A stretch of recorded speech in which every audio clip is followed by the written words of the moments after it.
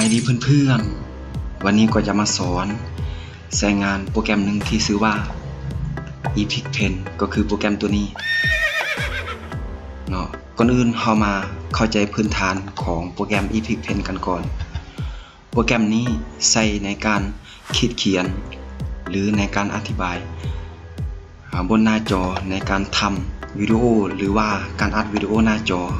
ก็คือเราสามารถคิดเขียนแบบนี้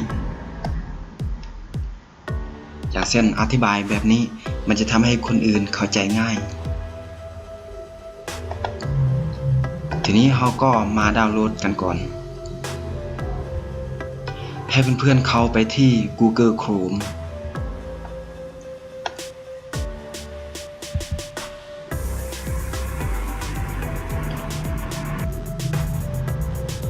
และเพื่อนๆพิมพ์คำว่า Epic Pen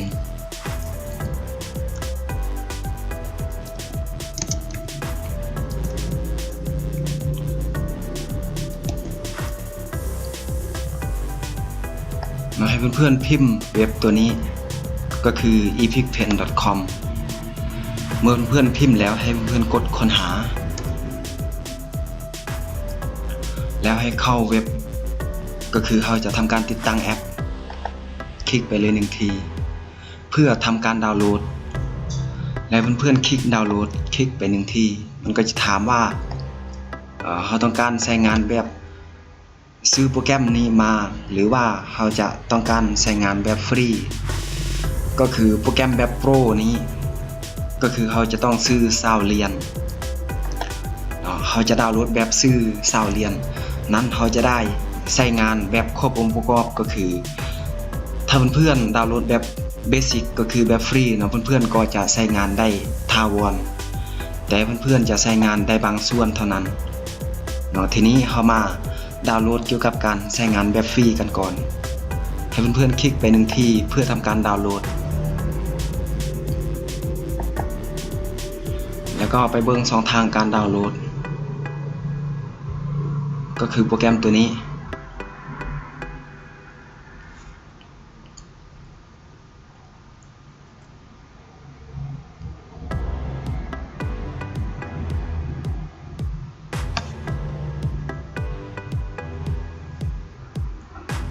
ใกล้สำเร็จแล้ว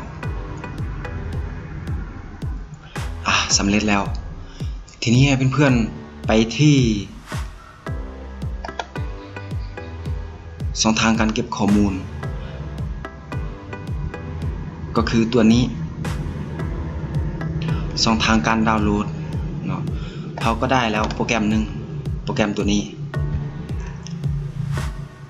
ทีนี้จะย้ายออกกันก่อนเอามาวางนี่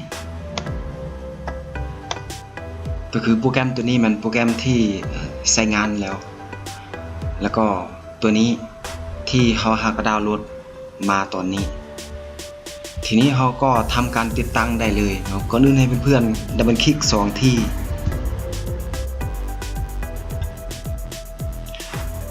เนาะให้เพื่อนๆกดเว็บไซต์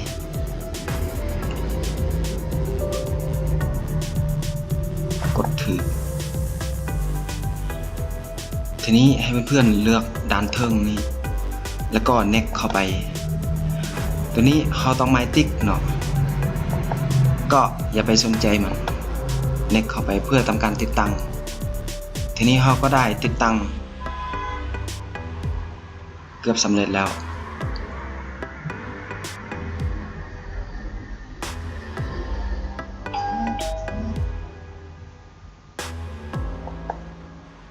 และเพื่อนๆกด finish แล้วมันก็จะเปิดการใช้งานให้เราได้เลยทีนี้เนาะเราก็ได้โปรแกรมหนึ่งแล้วก็คือเราสามารถใช้งานได้เนาะตัวนี้หมายความว่า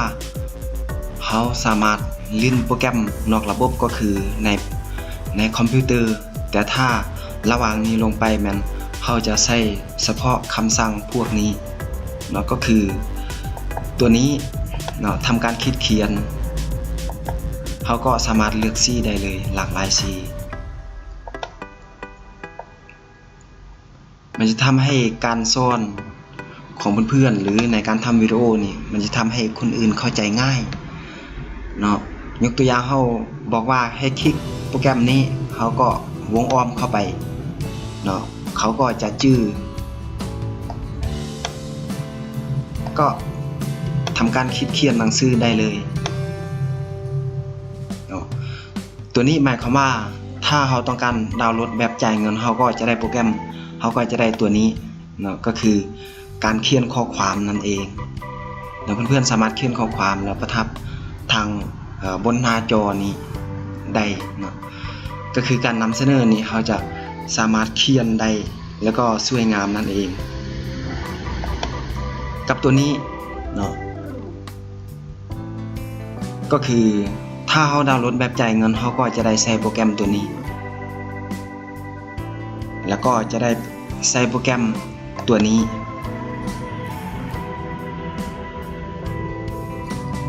ก็คือการแต้มแล้วมันก็จะออกแบบให้เราได้อย่างสมบูรณ์แบบแล้วก็สวยงามเนาะก็คือสรุปก็คือถ้าเราดาวน์โหลดแบบจ่ายเงินเนาะคือเราซื้อโปรแกรมตัวนี้มาเนาะเราจะใช้งานเต็มรูปแบบเนาะเต็มรูปองค์ประกอบก็คือตัวนี้เราใช้งานแล้วก็ตัวนี้เราใช้งาน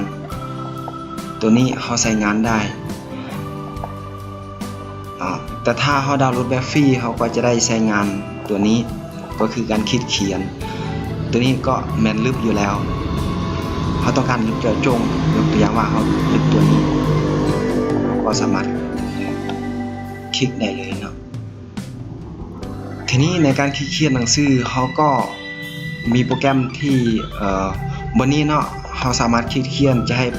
เป็นเส้นใหญ่หรือเส้นน้อยเขาสามารถเลือกได้ก็คือมี4รูปแบบนั่นเอง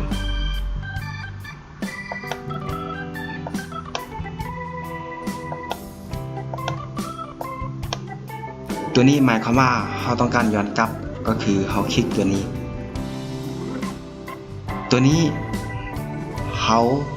จะลึกทั้งหมดก็คือถ้าคลิก1ที่มันจะลึกออกทั้งหมดถ้าต้องการย้อนกลับก็คลิกตัวนี้คือเก่าแล้วตัวนี้ก็จะอธิบายเพราะว่าตัวนี้นี่ถ้าเขาดาวน์โหลดแบบจ่ายเงินหรือเขาซื้อโปรแกรมนี้เขาก็จะได้ใช้ตัวนี้และตัวนี้ก็คือการบันทึกวิดีโอหน้าจอยกตัวอย่างว่าถ้าเขาจะบันทึกตัวนี้เนาะแล้วเขากดบนนี้มันก็จะเซฟให้เขาได้เลยยกตัวอย่างกดไปเลยเขาก็จะถามว่าเขาจะบันทึกไปช่องทางใดหรือเขาจะเก็บไว้ในช่องทางใดเขาก็พิมพ์เขียนชื่อลงไปอันนี้เขาก็ถามว่าเขาต้องการบันทึกแบบ JPEG หรือว่า PNG ก็คือ PNG เขาสามารถตัดซากหลังได้ก็ยกตัวอย่างดาวน์โหลด PNG ได้เลยมันก็บันทึกให้เขาแล้ว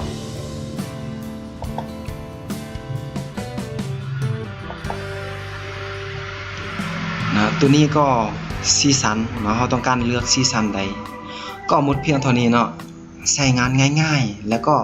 ทำให้คนอื่นเข้าใจง่ายเนาะแล้วก็การใช้โปรแกรมตัวนี้มันจะช่วยให้เพื่อนๆได้ลดเวลาไปถึงเท่าตัวเลยในการอธิบายหรือในการทำเป็นวิดีโอของเพื่อนๆการออกจากโปรแกรมตัวนี้ให้เพื่อนๆเอามาวางที่ตรงนี้ก็คือตัวโปรแกรมแล้วก็คลิกไมค์คูณตัวนี้ก็จะหายเนาะฉะนั้นเพื่อนๆก็มาลิ้นเพิ่มเติมมาดาวน์โหลดแล้วก็ใช้งานต้องบอกว่าเป็น